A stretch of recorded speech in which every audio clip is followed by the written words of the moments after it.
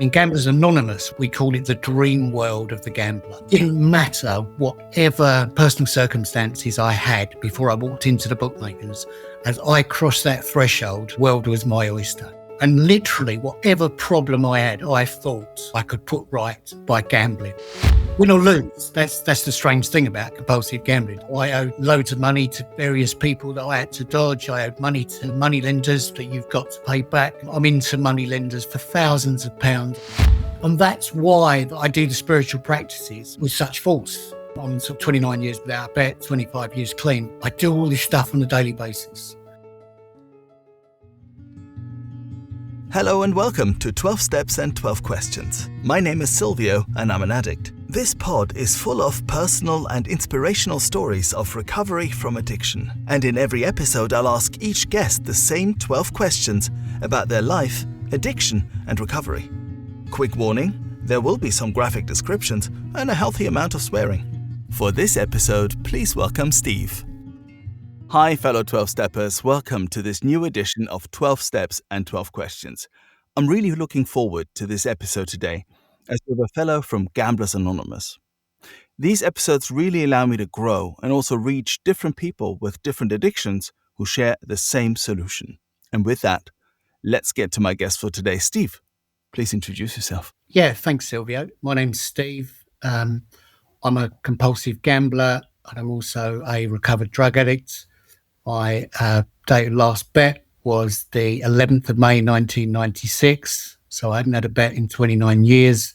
And the date of my last drug and drink was on the 25th of July, 1996. So I'm 25 years clean and sober. Wow, that's amazing. Oh, thank you, Steve. This is really, really inspiring. It's a lot of sobriety there and a lot of abstinence, So let's get to the 12 questions that I ask every guest on this podcast. Question one is, Steve, did you have any adverse childhood experiences? For sure. I was brought up in a household that was addictive. It was dysfunctional. Mm-hmm. My father had stopped drinking in 1947, but had no program of recovery at all. Mm-hmm. And was, in my view, a dry drunk. And he was, he had an unpredictable temper. He was a violent man. Both me and my sister will tell you exactly the same story. We're both in recovery. My mum was emotionally unavailable. She was actually a teacher, but she did nothing to stop my dad and his violence and his aggression. And she'd always come to us afterwards. My dad would go into one and he'd beat us up. And she'd come to us afterwards and say, your dad loves you. Oh. And it's a mixed message. I see that in hindsight, that violence and love then become intertwined. And yeah. I just, the house was an unsafe space for me. I remember just standing outside the front door wondering whether to go in or to not. I could say something on Tuesday and everybody would laugh. And I could say the same thing on Wednesday and I'd get clumped. And, as a 7-8-year-old, it was unsafe. My sister actually took the brunt of it. My sister will tell you the same story because she was older, because she saved me on a few occasions. She'd see my dad about to get aggressive and she'd jump in and stop him and he'd just bash her instead. Yeah.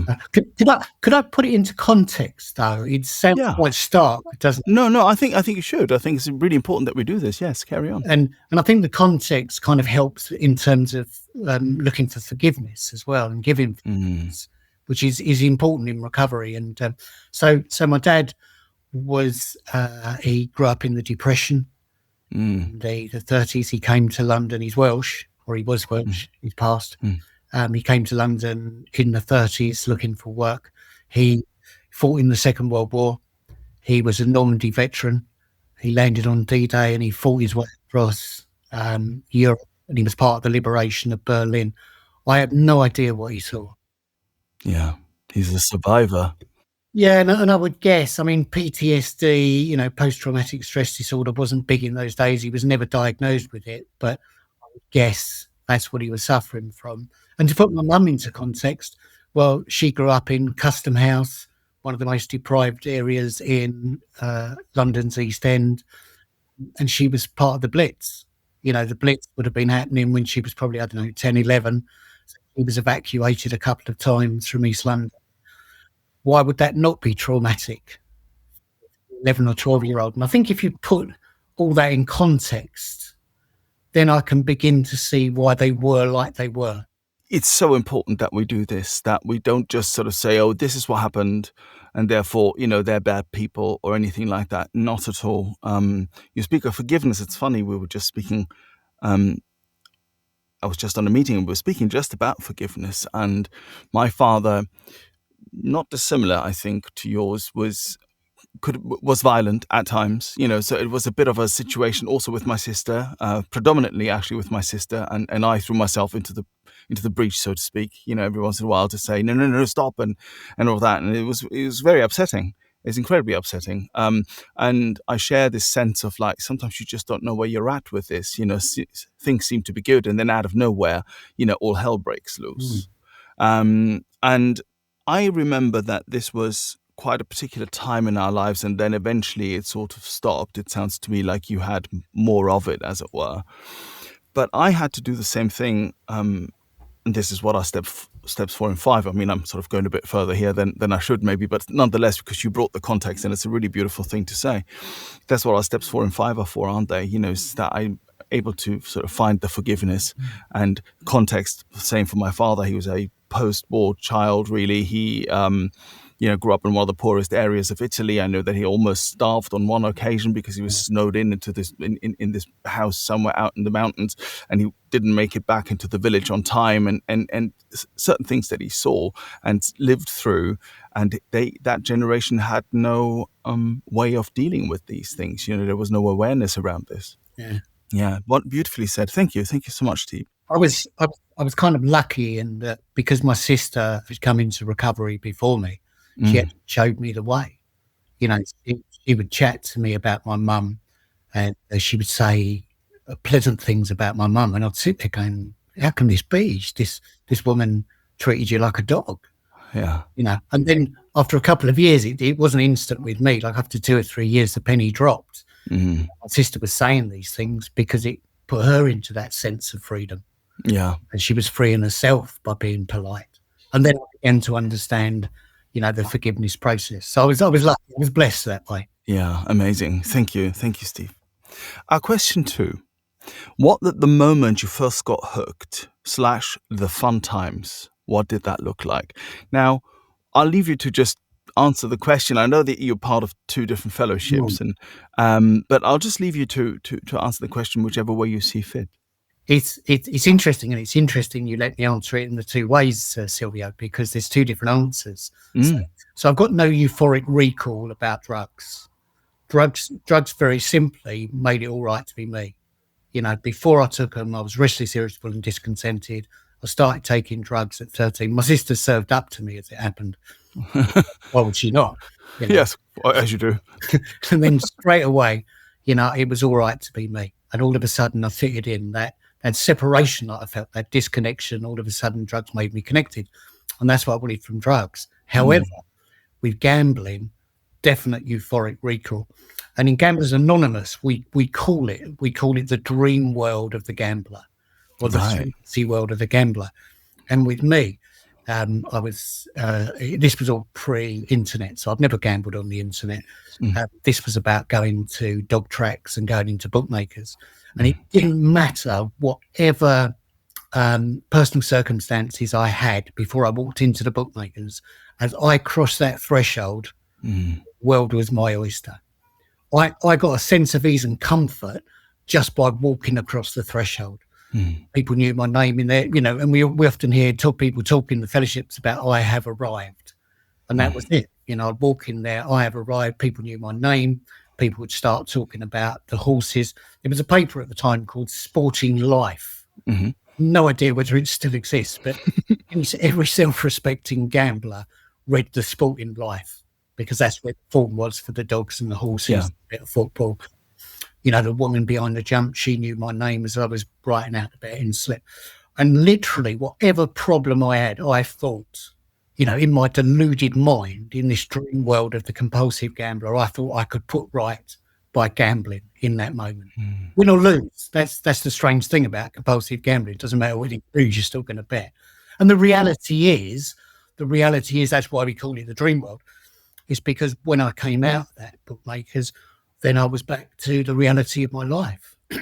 I owed loads of money to various people that I had to dodge. I owed money to money lenders that you've got to pay back, and I'd be going back and I'd do all my wages. In those days, you got paid in money. Yeah. Transfer, you get a wage packet coming off a building site, and I had nothing left. And not only had I nothing left, I'd actually subbed up into the following week to pay for the drugs and the gambling. Yeah. Let's slow this down for a second. I love this idea of what you were saying, that you had arrived, the moment you walk into the betting shop or the dog track. I remember, the dealer's car pulling up, and I'm already starting to feel, everything's going to be all right. You know what I mean? You get in the car and he's like, hey, how you been? They know your name. They will know what you want, and all the rest of it. Maybe there's a special deal on, and you're already starting to feel like, oh God, things are a lot better now, aren't they? Really? Take us a little bit into that world that you talked about. So what you're walking in with, whatever it is that you have on your mind, it's been a tough week, or maybe, you had an argument with your girlfriend or something, and you're walking into the betting shop, and what it did for you that you couldn't do for yourself.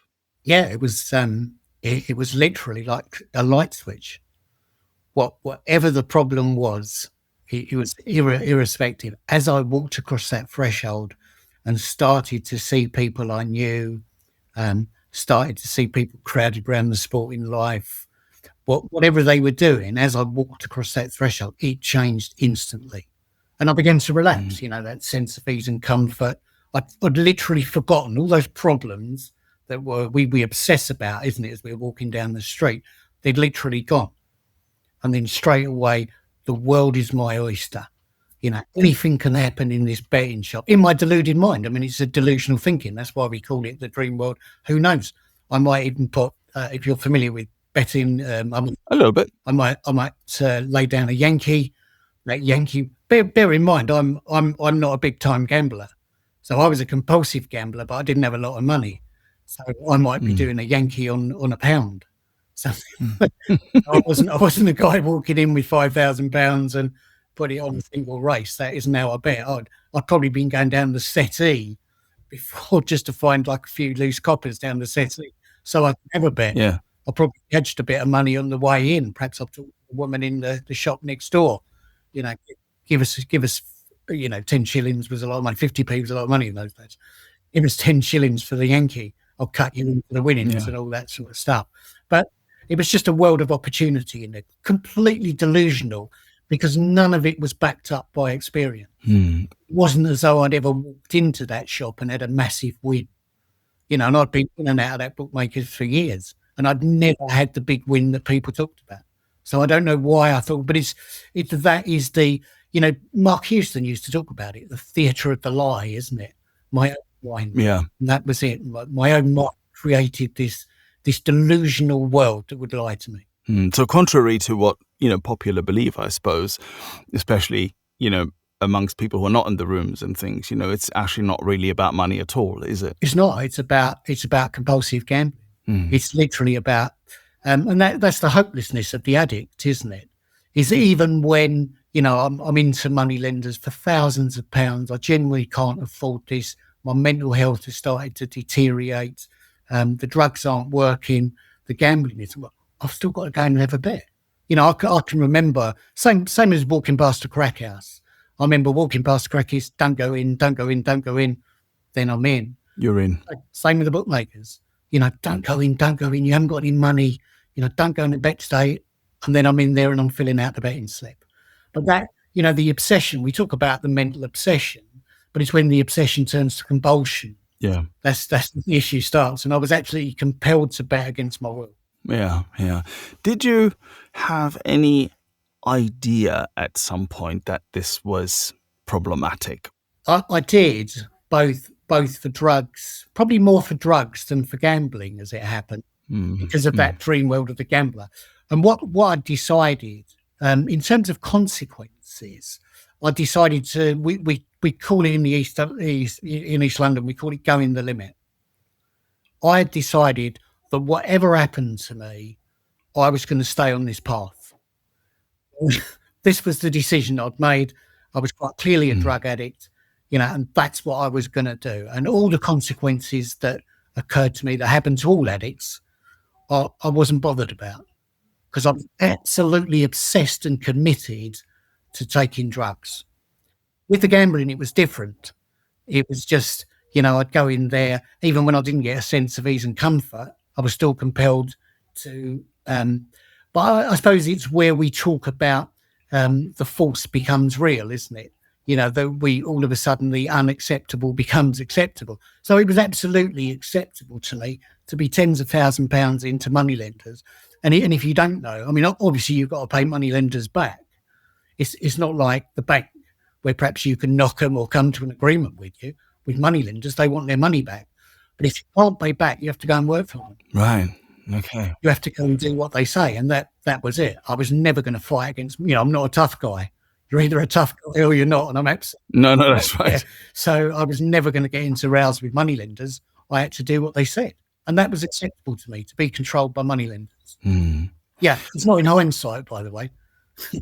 So this is where our question 3 comes in, really, which is, what were your worst consequences and finally your rock bottom? Now, let's focus a bit on the gambling, if you don't mind.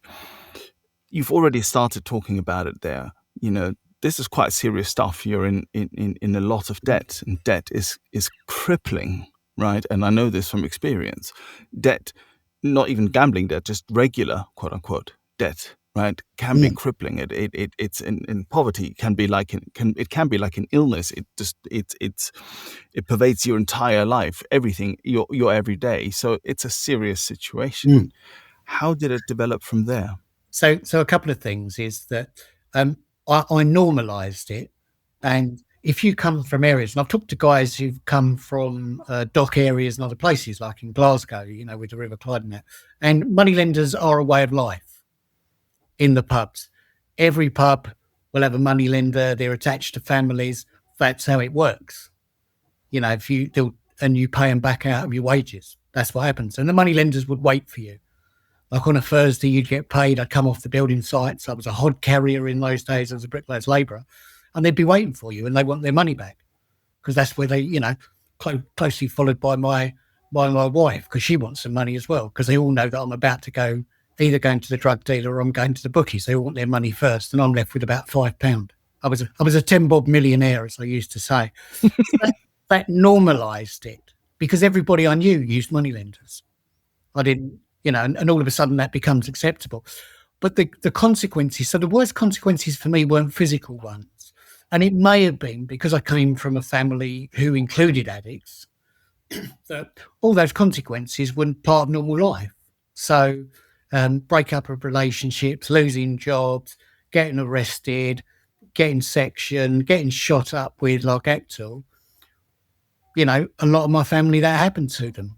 Growing up, some of my family was in and out of prison. My dad had been in and out of military prison. So consequences were all part of the life that we led. Yeah. So I wasn't really bothered about physical consequences. But what got to me, and it's regardless of the symptom, the illness now, regardless of whether it was gambling or drugs, was the emotional consequences. Because when they both stopped working, I'm left with the spiritual malady. I'm left with me and the world and the spiritual malady, and the emotional pain absolutely crippled me. And that's really what brought me into the fellowships, was that emotional pain. I would lie on the bed, and just that emotional pain. They call it the silent scream. I don't know if you've ever come across that term before. It was like my mind was torturing me to death, and that's what I would say to people. And you can't live that way. I mean, it's impossible to live that way. And all I could think about was suicide. And literally, I became, probably from the late 80s, and I came into the fellowships in 94, I became obsessed by suicide. And I would walk past a tall building and think, oh, I could jump off that building. I would pick out places on the railway tracks where I could just jump out in front of trains. I would look at the tree that I'm going to hang myself from. And ultimately, if you think like that, you will try and do it. And I had probably 2 or 3, not cries for help, full on attempts at suicide. And as you can see, I was a failure at that as well, Sylvia. I wasn't very good at killing myself, but though perhaps God had other plans for me. You know, I'd like to think God had other plans for me, but I'd like to think so. Please God.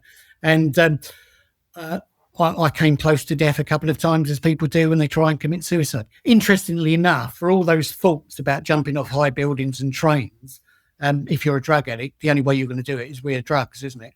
It's like drug overdose because it's the easiest way of doing it. Yeah. And I would say that like medication, and I'd throw a bit of street drugs on top of it, and it didn't work. And I was in a coma for like 2-3 days. And when I woke up, I was disappointed not to be dead. Yeah. You've just answered our question 4, which is, did you ever want to die? Did you consider suicide? So clearly you did.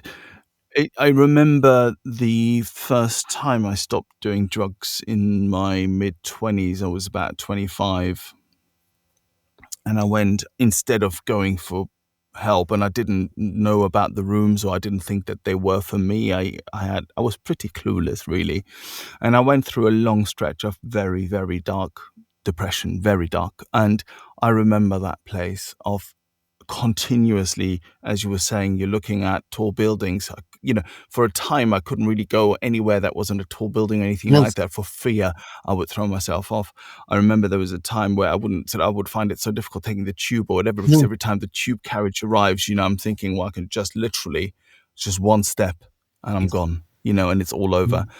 And it's a awful place to be at, and I was in that for years, actually, and then thankfully got better rather than worse. But and I always say this at this point, if you listener, if this is where you are today, if this is the way you feel, there is help available. We're talking about it because we have found a solution, thankfully, that has worked for us and keeps working for us. There is a way out of this pain. And if you are in that pain right now, please seek help. It is available and it's worth it. I just wanted to make sure that everybody gets that and everybody hears that.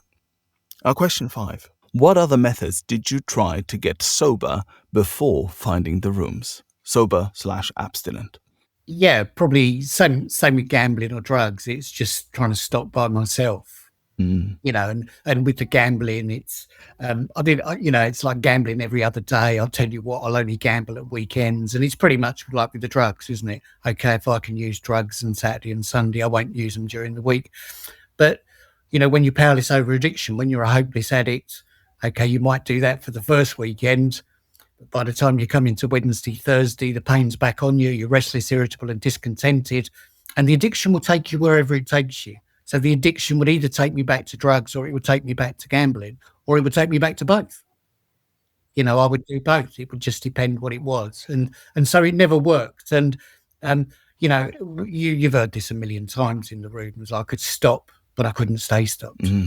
That was it. And, I'd come off the gear for a few days and people would say I was looking better. My eyes were getting clear, but the problem centers in the mind, and then the mind would take me back. I was just sort of compelled to ask what the relationship is between those two addictions for you. I'm just ever so slightly off script and away from the questions, but what is that relationship between? Because I'm sure that, once you start, or I'm assuming that once you start betting, you're going to want some gear, or once you started having some gear, you probably wanted a bet, if it's anything like my alcohol and drug addiction. It depends on the drugs. So when I first started, I was big into speed. Canning Town, over in East London, I used to say that was the best speed in Britain. Now I don't know if I knew that, because I didn't take speed all over Britain, but that was my view. And so blues. But so to go to the dog track, say to go to Crayford or go down to Wimbledon, wherever, Walthamstow, wherever it may be, full of blues, full of sulphate, full of speed, and I'd be suited and booted in those days. This was probably quite early on. Fantastic. I have arrived, and I'd be with a group of blokes doing exactly the same thing, and we'd be giving it large. So the two would dovetail together. But by the time I'm smoking heroin, and if you smoked heroin, you know yourself, if you're doing that, then you're gouging out. You ain't going nowhere. Yeah, absolutely, yeah. I'm not going to the bookmakers, that's for sure. Yeah. And so sometimes I would give up drugs by going gambling, if that makes sense. Yes, of It's course. transference, isn't it? It's just swapping deck chairs on the Titanic, as we say. But it seemed a good idea at the time. Yeah, no, absolutely. I remember trying various combinations of this for me, sort of between just drinking or just cocaine or whatever else I was using. And it was always an absolute disaster in that, yeah, right, I might have made it through the night, with just gear, and then it's 4 a.m. in the morning and I'm just lying there in bed and my heart is going 100 miles a minute. And I just felt it was just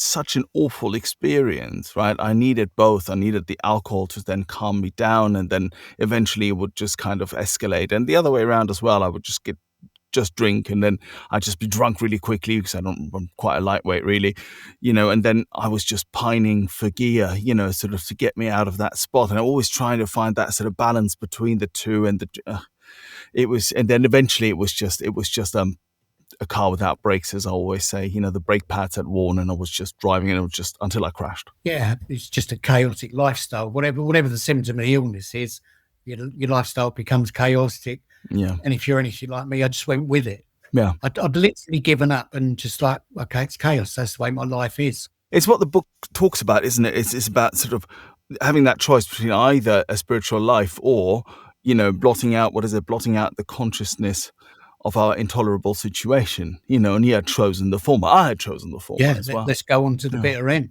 Let's roll the dice. I'll take what happens. Yeah, absolutely. Because really, I don't care what happens. Yeah, you're a gambler at heart.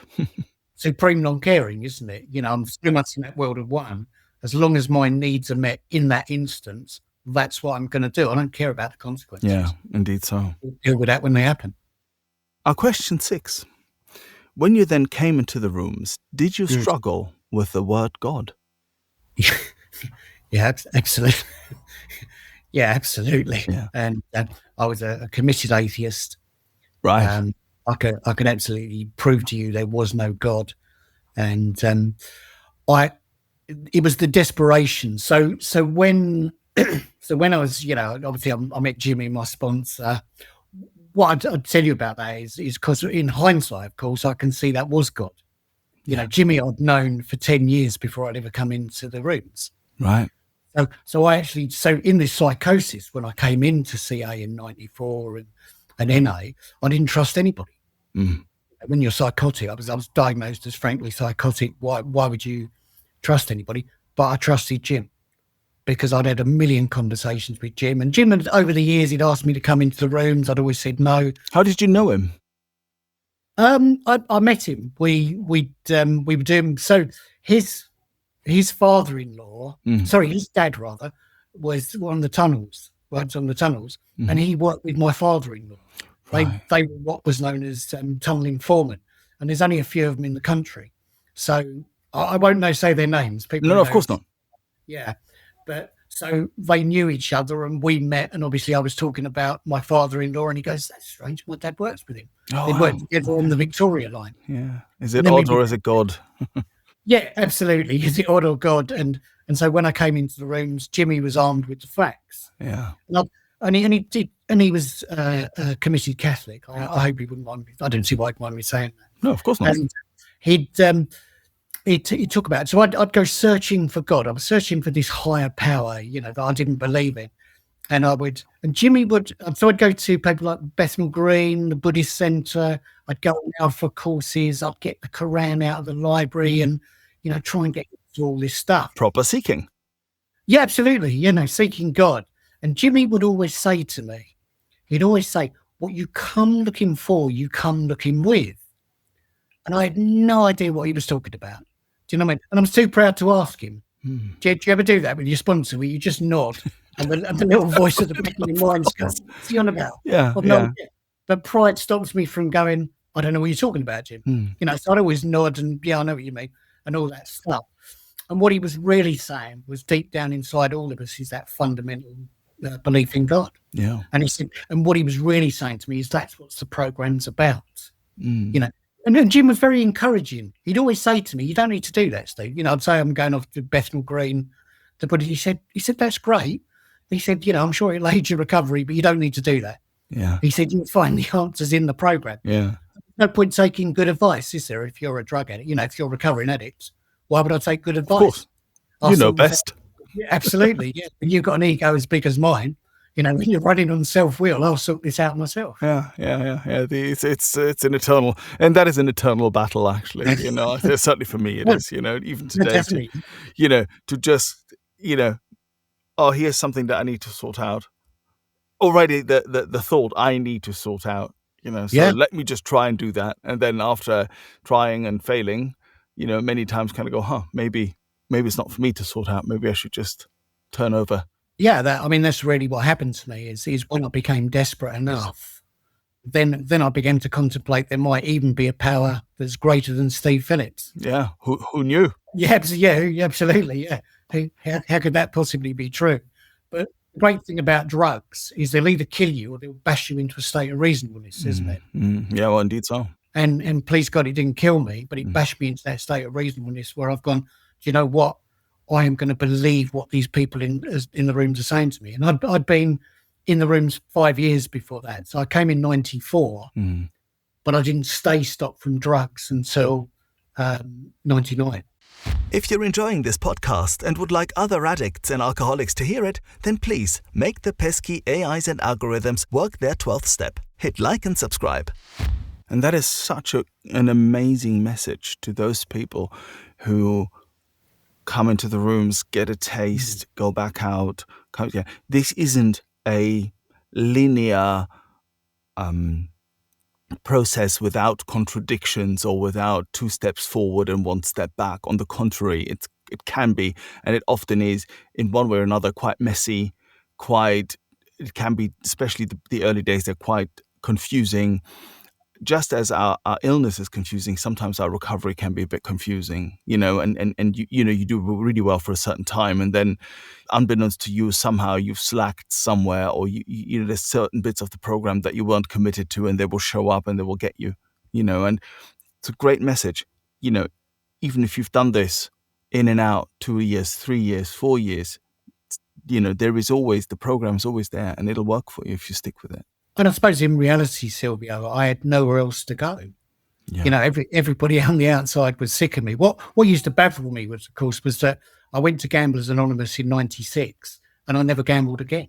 Wow. I have never had a bet since my first meeting, but that isn't the way it was in Cocaine Anonymous. And I can tell you about sitting in rooms, just thinking I'm the only person not getting this, sitting at the back of a meeting, and everybody else seemed to be getting clean except me. But the reality is the people who were getting clean were doing the do. They were doing the work. People ask me why that's the case. And the truth is I don't know, because I'm powerless over my addiction. Addiction will tell me when I stop gambling and when I stop using gear. And when I went back to drugs in 99, I didn't gamble. I've no idea why that is. I don't know, but that's why I'm powerless over my addiction. But the surrenders were different. So the surrender, have I got time to tell you about the surrendering gamblers? Right. So I was a couple of years clean in CA and NA, predominantly from 94 to 96, but I'm still gambling.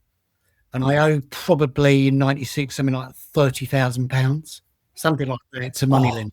It's a lot of money in 96. Yeah, I'll tell you what, it's a lot of money in 2025. Isn't it? Certainly is, absolutely. It's more, yeah. And, and I'm going around meetings of NA and CA going, I'm free. I am free, but I'm doing absolutely everything the money lenders tell me because I don't want to get beaten up. I don't want to get bashed up. And I'm sitting in a meeting one night in AA, and I'm sharing about how I put £500 on West Ham United to win the FA Cup in 1996, and we'd gone out to Grimsby Town. Nobody loses to Grimsby Town, do they? Certainly not West Ham. So I'm moaning about this. I'm in the meeting, and there's a fella sitting in the meeting, and he's just come out of a rehab. And let me tell you, I've never seen this bloke before, and I've never seen him since. And so I'm sharing about this, and I'm going, yeah, I've got 500 quid. I've got no money left, and I better look at my gambling. And the guy interrupts me sharing, and he goes, mate, then I look at it. He says, you need to stop. And the meeting goes quiet because in that time I was unpredictable. I'm only a couple of years into recovery. I picked up that unpredictable violence my dad had, And the meeting was like, blimey, what's Steve going to say? But for the first time in my life, I went, do you know what, mate? I think you're absolutely right. I said, you're right. I need to stop. And fortunately, there was a guy there called Gypsy Bill. And if you can be a face in a 12-step fellowship, I'm not sure you can. But if you are, Gypsy Bill was a face in Gamblers Anonymous, very well known. I mean, he's passed now, God bless him, but he was very well known.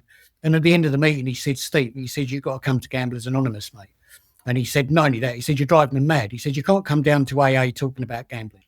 He said, it's against the fifth tradition. He said, they're too polite to tell you that. Absolutely. But he said, I'm going to tell you that. You've got to go to Gamblers Anonymous. I didn't go straight away. I had another few bets after that.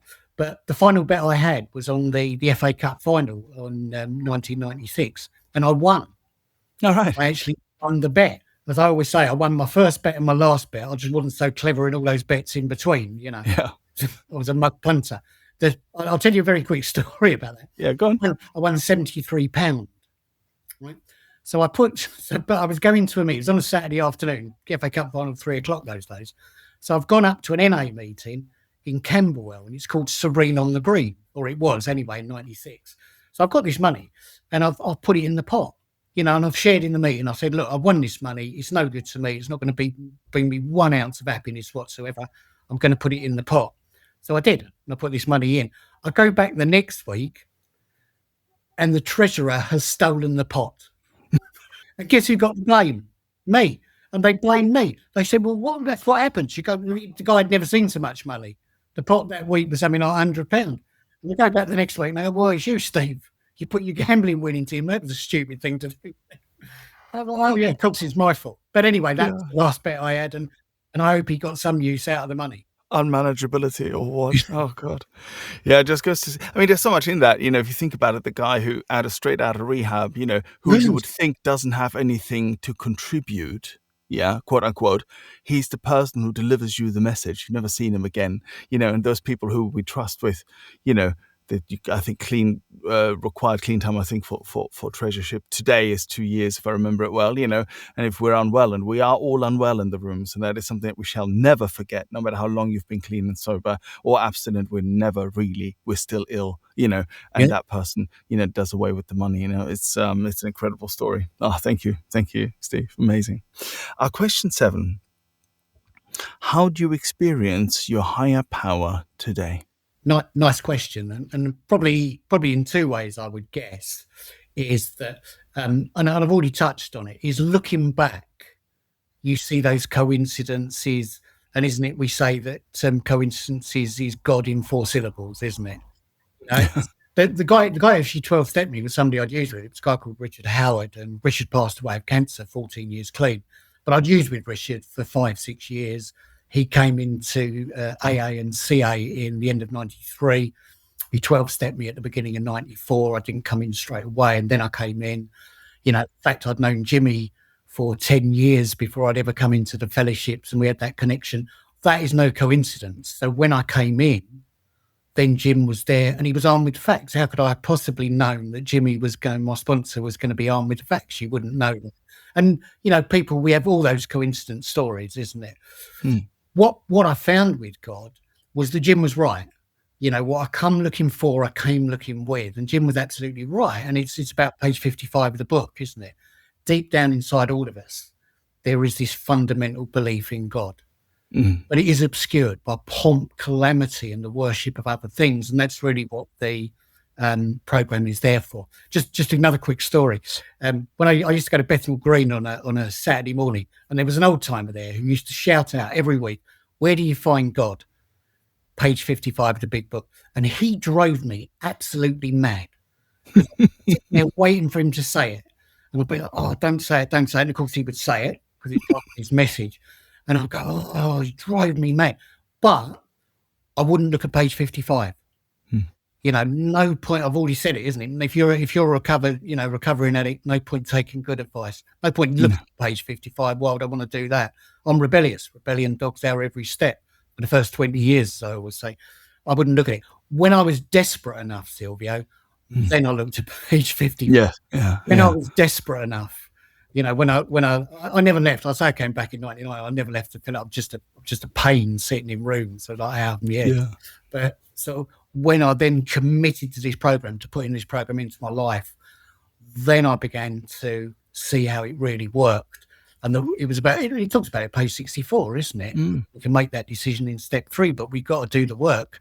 Because otherwise we will still be blocked. It doesn't sound like the Spirit. It doesn't actually say blocked from God, but I've always thought what it means. Yeah. And then as I worked this program, then I began to see that I became unblocked, and I could see what 4 and 9 was all about. It's just about getting the root to God, isn't it? It's about getting rid of the power. 10 is about doing 4 to 9 every day. And so to answer the question, how do I communicate with God? It's just part of my 10 and 11. Mark Houston used to talk about it. Spiritual disciplines, the 10th and the 11th step. And quiet time to me in the morning is so important. That two-way prayer. Yeah. That taking my problems to God and then literally sitting there. I sit there with a book. Yeah. And I'll write down everything that I think. Now, obviously, not everything that I think is coming straight from God. There's a load of self-will in there as well. And then go through it at the end of the scene. It might be 10, 15 minutes. And then I go through seeing what's God, what's self. And I've got an accountability group. So if I don't know, and sometimes we're obscured from the truth, isn't it? Yeah. And I'll take it to my accountability group and say, would you... Is that like a steel on steel sort of thing? Yeah, I do 2 things. So I had a steel on steel group, which changes in its membership, because people do fall out of steel on steel. Yeah. The way Mark Houston used to describe it, it was always the same 3 people. But in reality, that's not what's happened to me. And so I do steel on steel. But the accountability group is somebody that they're a group of people that I've known many, many years, a lot of them. And I send out my step 11 review I actually do it in the morning. I do the review at night. Then I look at the review in the morning about corrective measures. One needs to put right today. Yeah, absolutely. Yeah, it's brilliant. Yeah, that's how it works, isn't it? That's what. Very, very strong practice is what I'm hearing. Two-way prayer, sending out your step 11 and things. We've only recently started a steel on steel. Right. And isn't it? It's really great. It's really, really great for people who might not know what that is. It's essentially, it is also an accountability group. It's a group of people to whom you're spiritually accountable. You meet, I think, once a month is the idea. If I'm not mistaken, it's Mark H who came up with it. But I'm sure that someone will find out that it wasn't just him, and then they're going to shoot me down. But the way I know it is that that's the way I was told anyway. And there's lots of good material on YouTube about it. You think Mark H actually speaking about it, and there's forms and things. And essentially, you meet once a month or so, and there's questions that you answer to yourself, and you get about 10 minutes. Each person gets about 10 minutes or so to talk about where they're at with their spiritual practice, and answering questions like how often have you missed your prayer and meditation in the morning, how many meetings have you been doing, and all sorts of other questions. And then the other people in the group are allowed to comment on what you said about yourself and give you suggestions to take into consideration. So they don't give advice, and you tell me, Steve, if I'm summing this up correctly. They don't give advice, you should be doing this, but they will say things like, maybe consider adding an evening meditation, that sort of thing, right? And it's really helpful. Yeah, absolutely. It's all about considerations, isn't it? It's all about putting it on to the person that you're responding to. Yeah. Otherwise, us being addicts, what would we do? We'd be telling everybody else that they're doing it wrong, and we're telling them how they should run their own recovery, obviously. I mean, in reality, people do fall out about these considerations they're asked to do. I mean, I've been doing it for years. Yeah. And people do. People take umbrage about what's said. Yeah. And they never come back to the group. It does happen, I'm sure. So be it. Let's get back to the questions. Our question 8. Which parts of the steps were the most difficult for you? We probably already talked about it. Anything to do where I couldn't take control. Anything where I couldn't provide the answer. Step 2 and 3, really. Yeah. Then go to 4, 6 and 7. How could God remove my defects of character? If you don't believe in God, it's a problem, isn't it? And having a spiritual awakening. I didn't really believe in spiritual awakenings. My mantra was, it's my problem, I will sort it. And so really, and there was in all fairness, and I'm not, well, I probably am self-justifying, but there was a a phrase in AA at the time of take what you need and leave the rest. You don't really hear that in CA. You'll hear it in GA all the time, by the way. Right? You know, and that's what I did. That was music to my ears. If you're running on self-will, that's fantastic, isn't it? Take what you need and leave the rest. But the 12 steps doesn't work that way. No. So anything where I could impose self-will, and the 12 steps don't work. They're like the spokes of a wheel, isn't it? Yeah, absolutely. 12 into your life, and I wouldn't say you're wasting your time, but pretty much you're wasting your time. Yeah. It's definitely not going to work properly if you take out. I've tried this, taking out step 3. Often spoken about this, and a massive spiritual relapse about a year or so in, punching walls, all the rest of it, because, I thought something was not right. And then, and I thought I wanted to throw the baby out with the bathwater and all the rest of it. And thankfully came to my senses and did the steps again. I had a new experience and here we are, but I've tried that, taking out a spoke out of the wheel. What's interesting about this, intellectually, of course, I could tell you all about what moral psychology was. I could tell you what a psychic change was intellectually and the spiritual way, but emotionally I couldn't. Yeah. Emotionally, I had no idea because I hadn't experienced it. Yeah. Well, it is an experiential program. That's just the whole point of it. Absolutely. Yeah. But intellectually, I'd disregarded it. I see that quite a bit, and it's a tendency that I've seen in myself too. I have to put my hand up here. It's sometimes speaking above my spiritual pay grade, and talking about things, using a lot of jargon, lingo, stuff from the book, whatever stuff that we pick up on. But have I really actually made that experience that I'm talking about? It's always a valid question to answer. Well, it's really, and I was talking about the two different surrenders, if you like. The surrender was different in GA as it was to CA. Yeah. In terms of drugs, I was sitting in a secure hospital. I was under a mental health order in 1999, as I had been for a number of years, and something happened and I got recalled into the system. I don't know why I stopped on that particular day. Yeah. So I'd been in and out of, I've been in care in the community for something like 10 years. I've been in and out of these places. So to me to be sitting in a mental health centre wasn't particularly, what else would you do on a Thursday morning? Seems like a thing to do. And I was sitting there, and I don't know why I got clean on that day and stay stopped. And obviously I could never have known I was going to stay stopped up till today. Please God, it continues. Yeah. I was going to stay stopped on that day. But I remember I was sitting in this antechamber to go in this room to go in and see this forensic psychologist. And I just had that step 1 experience. Yeah. I fully conceded to my innermost self. I had that moment of clarity. I often talk about it. It's the longest journey, isn't it? From the head to the heart. That's right. Yeah. And all of a sudden I felt it in my heart that I was an addict. And if I kept doing what I was doing, guess what? I was going to keep using. And from that day in 1999, I believed it's always going to be a spiritual answer. The answer doesn't lie with Steve Phillips. The answer lies with God. And all of a sudden I was desperate enough to become, and I've talked about it earlier, I was desperate enough to become open to God. Maybe it's the thing about Thursday mornings. I overdose on a Thursday morning for my step 1 experience. So yeah, I don't know. Who knows? That's from the weekend, isn't it? I don't know. Question 9. Which character defects give you most trouble? Self-pity. Self-pity, without a doubt. My default position, and fueled, of course, by self-delusion and self-centeredness, because quite clearly the world must be just concentrating on Steve Phillips.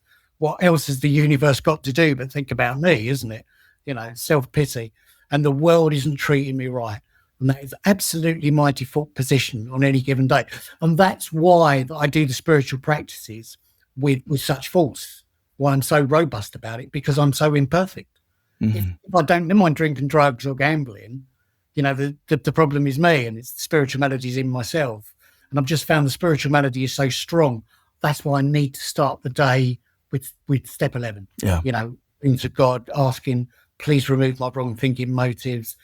Please direct my thinking, and away you go with the step 11 framework. But and then it's about spot check inventory. I love pause when in doubt or agitated, so I do 11 before 10. So I don't know about you, but I rush into my day, and I can be just naturally. I'm a very reactive person. I'm not a person that pauses by nature. Yeah, me neither, to be fair, no. I'm going to react to that quickly. Let's get it out of the way. We'll go on to the next thing. But the 10 and 11, the framework has given me that ability to pause. And when I can pause, then I can move into 10.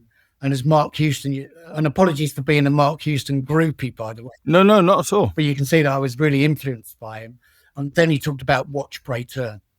And then I could see the defects. But I need to take that pause, and then I can see how selfish and self-centered I am, driven by 100 forms of fear, self-seeking, self-delusion, and self-pity.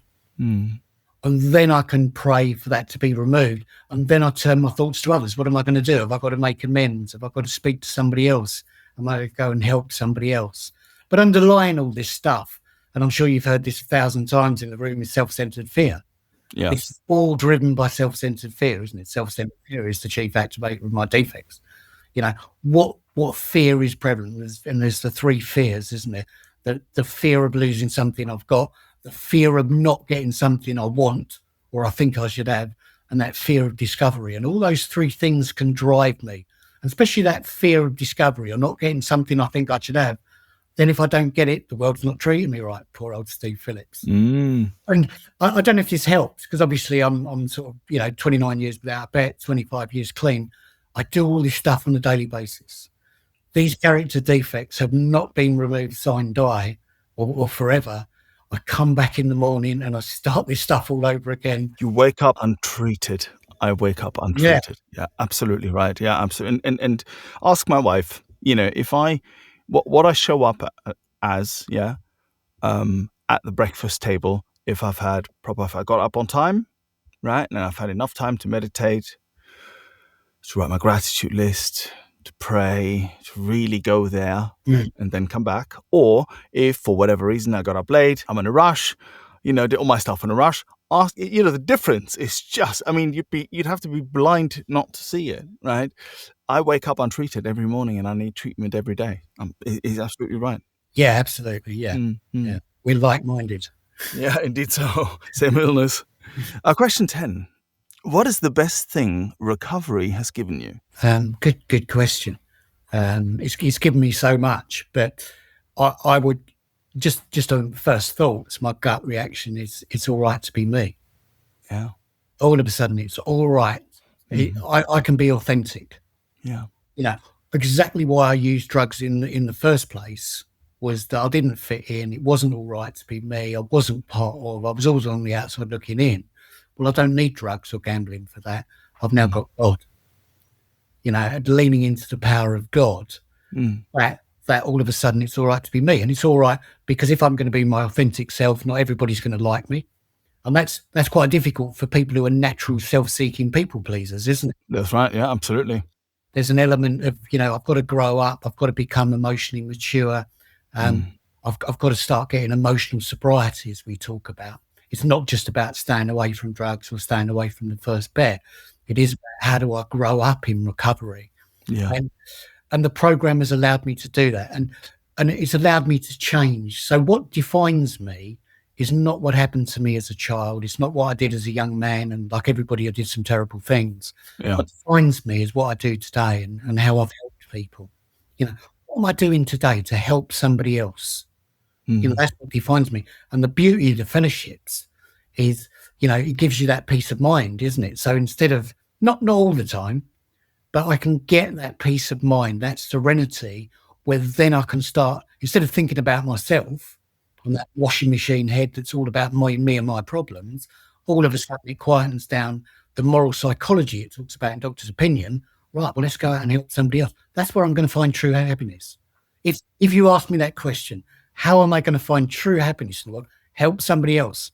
It's not about driving a Bentley or owning a mansion or all these stuff, and I've got all that stuff. I've got all the material things. I've been blessed in that way. Fantastic.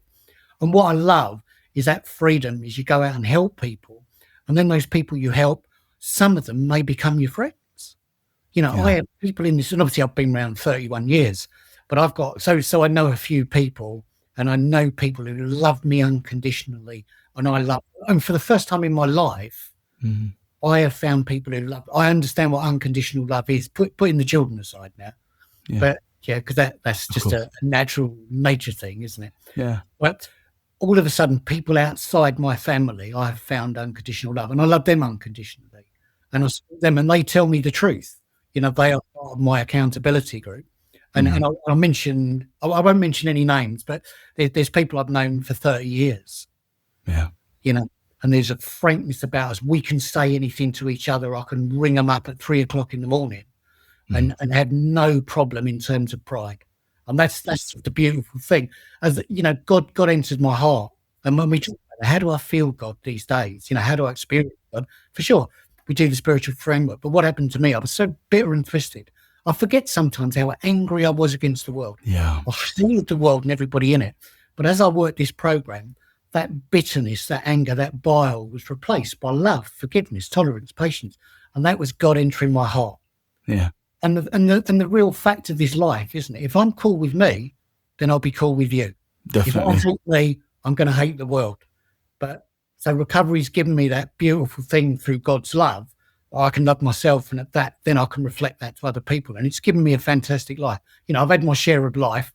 I don't want to be one of those people that said I've never had a bad day in recovery. I've had terrible days. Of course you have. Yeah, of course, yeah. It's life, isn't it? Yeah, no, for sure. But you didn't drink on it, you didn't use on it, and you didn't bet on it. It's a program for living in Rusco. Yeah, indeed so. Page 15. Bill was right.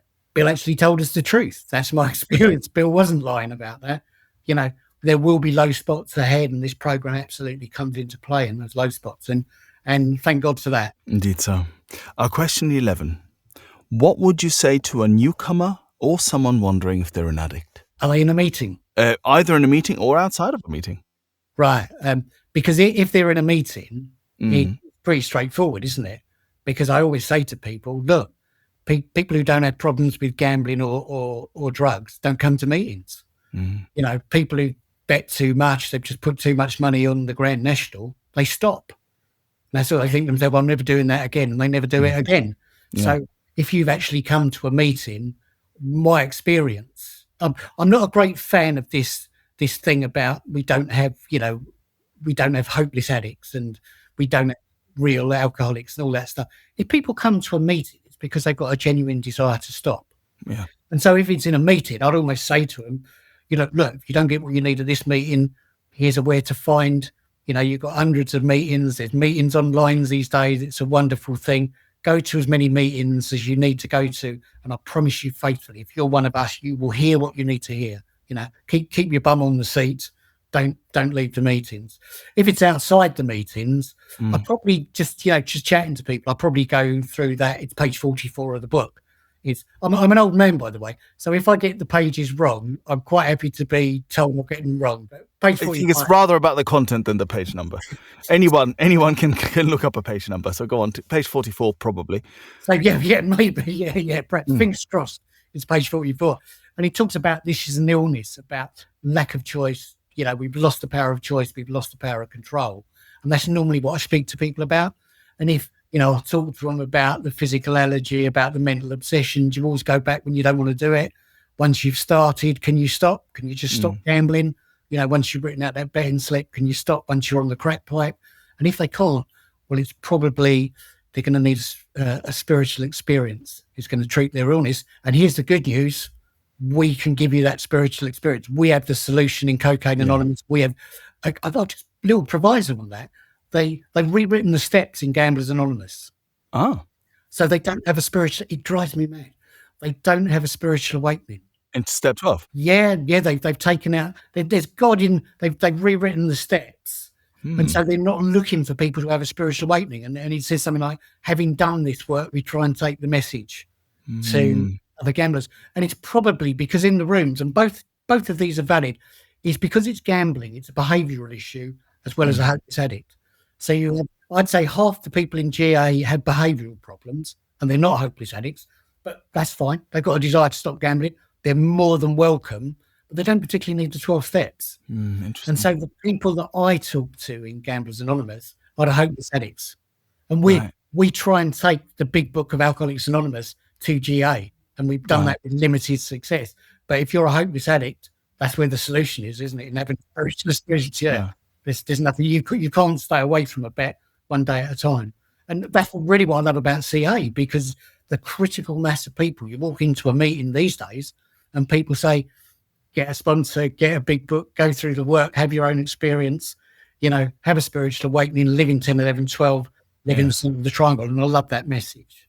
Amazing. Thank you, Steve. And our last question for today, our question 12. What do you want your higher power to say to you, quote unquote, at the pearly gates? That's an interesting question. Probably say something like, I bet you didn't think you'd end up here, Steve, did you? You know what I mean? Yeah. And that would be fair to say that I wouldn't. The first 30 years of my life was a complete car crash. It was chaotic. And the next 32 years, I've really spent putting it right. And I'd like to say I'm in that position spiritually, and that is where I'm probably going to say thank you to God. And God knows this, obviously, but I'd be saying thank you to God is that you gave me the power to put this right. All those bad memories that I created in the first 30 years, obviously I can't change what I did. I can't change the events. Of course. All those bad memories I've now put right, and I've left people in the main with good memories about me, good memories from themselves. And I've worked in a positive way in people's life. I'm not the nicest guy in the world, it would be fair to say, but I am a decent guy. Yeah. I'll do you a good turn rather than a bad turn. Yeah. That's why I'd be saying thank you to God. Thank you for entering my heart and showing me a different way of life. I genuinely thought that you had to be in pain to live in this world. I thought this world was a painful experience. So those first 5 years, 94 to 99, when I wasn't treating the spiritual malady, the malady got worse and I was just in more and more pain. But the sad thing is I thought that was the way I had to live. I genuinely believe that everybody who lived in this world lived in that kind of pain that I was in, even though when I looked around the rooms, my experience was telling me, that they don't seem to be that. And when I asked people go, no, we don't live in that pain, Steve. But I didn't believe them. Yeah. Because if you're not doing what I'm doing, I don't believe you. Simple as that. And then God and the program and the people in the program showed me this way. So I suppose, after God has taken the mickey out of me, I'm sure I'll be saying thank you so much. Thank you. And can I come in? Yeah. Do I have to go around the back? I have to thank you, Steve. It's been a really, really wonderful recording. You've come at this with so much insight and wisdom and wit. It's been such a pleasure to talk to you, and thank you for being my guest today on 12 Steps and 12 Questions. No, thank you. It's been my complete privilege to be here. And it's been a pleasure. I've enjoyed it. Thank you so much.